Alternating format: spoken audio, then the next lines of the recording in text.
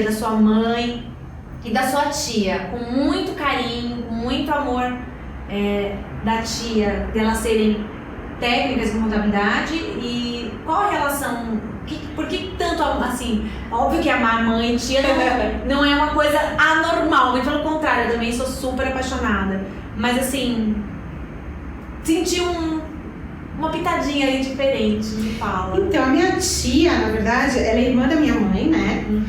E ela não teve filhos.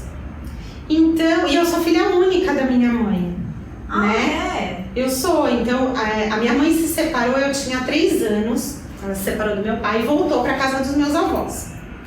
Então, eu cresci na casa dos meus avós com a minha mãe e a minha tia, que estava sempre lá, né? Porque ela só tinha um marido, não tinha filhos, então todo domingo ia almoçar lá e tal. Então, eu tive uma relação muito próxima com ela desde criança, desde pequena. Eu lembro que eu ia dormir na casa dela. Pra mim era uma festa ir dormir na casa dela, enfim. E ela sempre me ajudou muito, né? Então eu lembro que o meu primeiro curso de inglês que eu fiz foi ela que pagou, né? E aí, ela é técnica em contabilidade, ela é formada, ela tem o bacharel. Minha mãe não, minha mãe só tem o técnico porque ela parou pra casar. Então ela parou a faculdade. E não voltou nunca mais. E aí, hoje, as duas são minhas sócias. Né? Sério? Junto com o Luiz. Nós somos 4 sócios. Eu não sabia disso. Eu, a minha mãe, minha tia e o Luiz. E como é que é essa relação, assim, de... Eu sou suspeita em relação à é. família, porque a gente tem também toda uma história de todos os irmãos juntos e misturados. Como é que é isso? Como é que você lida com isso? Então, a gente tem que dividir. E não é fácil. Você não vira uma chavinha. Sabe? Ah, eu vou sair do escritório e virei a chavinha. Não existe isso. Não dá. Mas, de alguma forma, a gente tenta dividir o que é família e o que é assunto do escritório, né?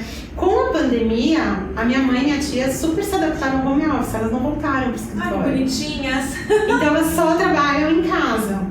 Então eu as vejo menos. Antes eu as via todos os dias. Hoje eu as vejo menos.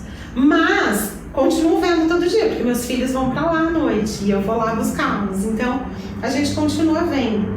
Mas elas se adaptaram super bem, a gente chama em vídeo, em chamada de vídeo toda hora, e elas atendem, e é super tranquilo. Eu devo o escritório, né, a nossa empresa, à minha mãe. Começou com ela? Na verdade, a ideia foi minha e do Luiz, um dia na praia, num feriado. Eu já te falei que eu sou workaholic, né? Então, o Luiz também é. Abafa, porque isso nem é saudável pra gente hoje, né? Fica mal na fita. É todo um processo. A gente tava na praia e tal, e aí nós, já em empresas diferentes, trabalhando... Já com bebês também? Não, nem casados nós éramos. Ah, tá. A gente namorava. E ele falou: o que você acha da gente abrir um escritório? Eu falei: acho legal. Eu acho que é uma boa a gente abrir um escritório. E aí a gente foi formatando isso na nossa cabeça e tal. Eu falei: tá, mas o que a gente vai fazer? Porque eu pago faculdade. Ele tinha conta também para pagar, porque ele já morava, os meus sogros moravam numa chácara e ele já meio que tinha as despesas e tal. Eu falei: vamos ver com a minha mãe. Minha mãe tinha se aposentado há pouco tempo, tinha aberto o escritório e decidiu fechar porque estava sozinha. Eu falei: vamos, dona Nuri, topa? Eu falei: topo. Jesus, a mãe é xarope também, figuraça. Vambora. E aí a gente abriu, minha mãe sozinha na linha de frente, nós na retaguarda. Nós ficamos assim por uns 8 meses mais ou menos. E aí, nessa época eu já não estava mais na Andersen, né, na Deloitte, eu tava trabalhando com o Gordinho. Eu trabalhava lá.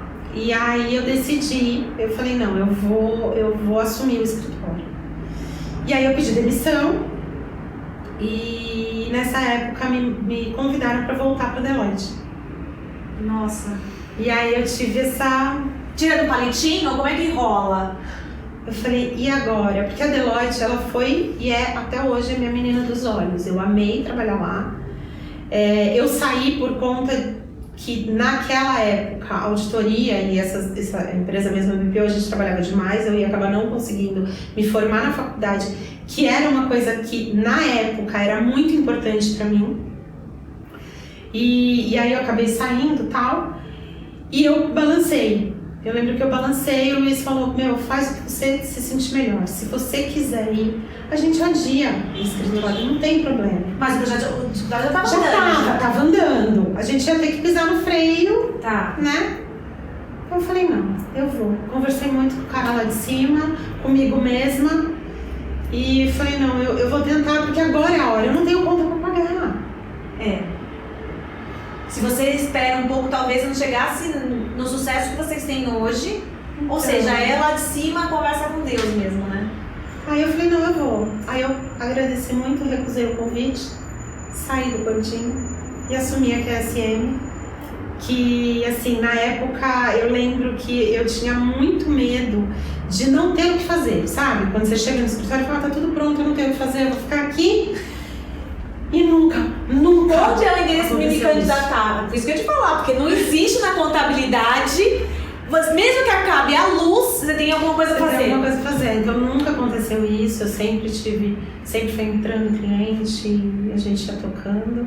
E a tia? Onde entra a tia? Aí, ó, a gente abriu esse escritório em 2001. Em 2002 eu fui pra lá, né? 2001, ficou uns meses com minha mãe. Em 2002 eu fui pra lá. Em 2005, a minha tia aposentou. E ela já trabalhava há quase 30 anos num sindicato de grande porte, sindicato patronal aqui de São Paulo, que hoje é nosso cliente.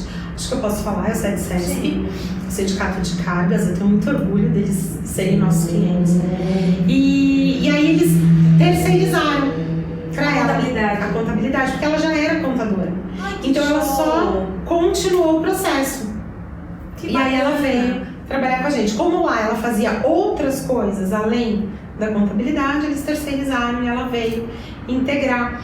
Então ficamos nós três na linha de frente. E o Luiz, em 2008, eu dei um ultimato pra ele.